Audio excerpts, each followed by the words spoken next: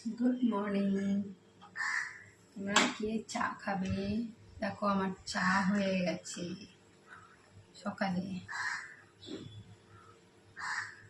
শুভ সকাল সবাইকে, good morning জানালাম। আমি চা করছি সকাল সকাল উঠে। সকালে চাটা না খেলে একদম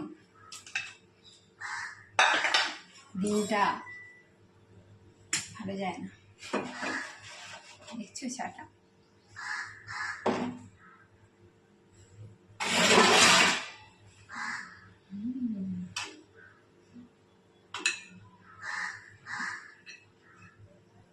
তোমরা খাবে? বেশ, টাটা টাটা। শুভ সকাল।